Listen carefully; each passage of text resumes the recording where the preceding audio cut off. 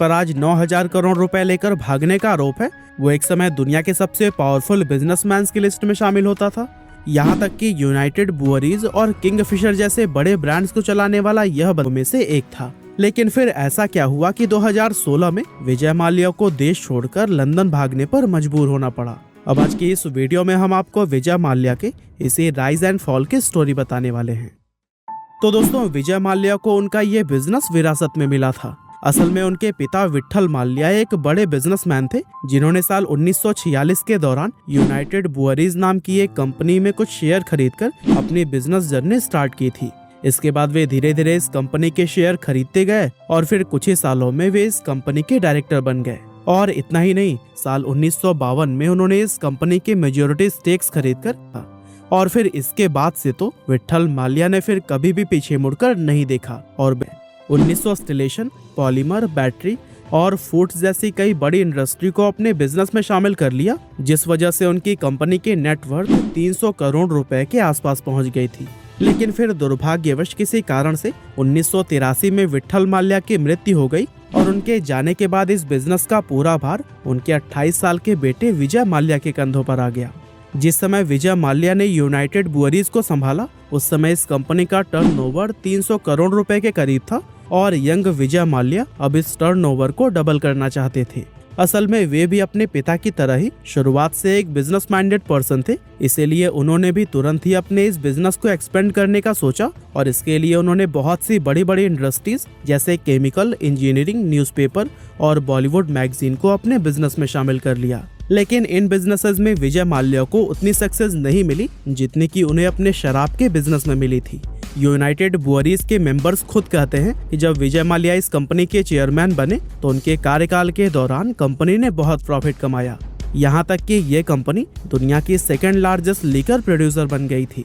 अब विजय माल्या को ये समझ आ गया था कि उन्हें अगर किसी बिजनेस में सक्सेस मिलेगी तो वो था शराब का बिजनेस, और हुआ भी बिल्कुल वैसा ही, क्योंकि उन्होंने कड़ी मेहनत से अपने बियर ब्रांड किंगफिशर को पूरे भारत में ही पॉपुलर बना दिया था।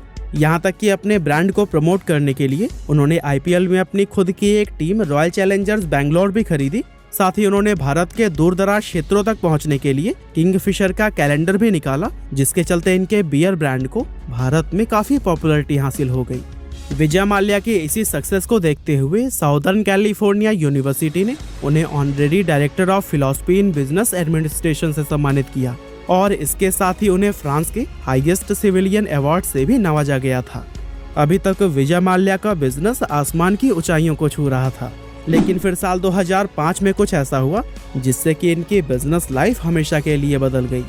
असल में हुआ कुछ यूं कि 2005 में विजय माल्या ने अपनी बिजनेस को और भी ज्यादा डाइवर्सिफाई करने के लिए अपने बेटे के जन्मदिन पर किंगफिशर एयरलाइन की शुरुआत कर दी और बस यहीं से उनका डाउनफॉल शुरू हो गया। असल में दोस्तों, एयरलाइन एक कैपिटल इंटेंसिव बिजनेस है जहां पैसों को पानी की तरह बहाना पड़ता है, और विजय माल्या तो अपने कस्टमर को हवा में ही 5 स्टार होटल वाला लग्जरी एक्सपीरियंस देना चाहते थे, जिसके लिए उन्हें बैंकों से बहुत बड़े बड़े लोन लेने पड़े।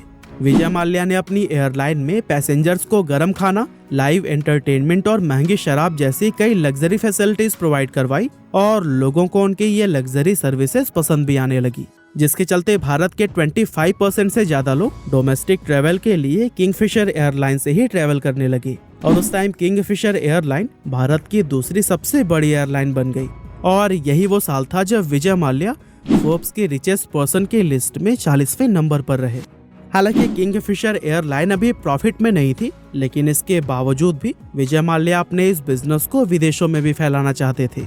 अब चूंकि रूल्स के अकॉर्डिंग इंटरनेशनल ऑपरेशंस के लिए डोमेस्टिक एयरलाइन में 5 साल का एक्सपीरियंस होना जरूरी था, लेकिन अभी किंगफिशर को शुरू हुए तो सिर्फ 2 साल हुए थे। ऐसे में विजय माल्या ने इस प्रॉब्लम का सलूशन निकालते हुए 2007 में 4 साल पुरानी डेक्कन एयरलाइन को खरीद लिया, जो कि ऑलमोस्ट शट डाउन होने वाली थी। विजय माल्या ने एयर डेक्कन का नाम चेंज करके किंगफिशर रेड रख दिया। हालांकि शुरुआत में इसका टिकट प्राइस काफी कम रखा गया, लेकिन इस फ्लाइट में भी विजय माल्या ने पैसेंजर्स को किंगफिशर जैसी लग्जरी सर्विसेज प्रोवाइड करवाई, जिसकी वजह से अब लोग किंगफिशर की बजाय एयर डेक्कन से ट्रेवल करने लगे और लोगों को कम पैसों में ये सभी लग्जरी सुविधाएं लेने की आदत लग गई। अब ऐसे में जब एयर डेक्कन का टिकट प्राइस बढ़ाया गया तो फिर अचानक से इसके कस्टमर्स कम होने शुरू हो गए और फिर कुछ ही सालों में किंगफिशर और किंगफिशर रेड दोनों ही एयरलाइंस इंडिया के अंदर पूरी तरह से फेल हो गई। अब किंगफिशर इंडिया में तो ऑलमोस्ट बंद होने के कगार पर पहुंच गई थी, लेकिन विजय माल्या को अभी भी उम्मीद थी कि उनका इंटरनेशनल ऑपरेशन सक्सेसफुल रहेगा। Airlines has been forced to suspend all of its flights.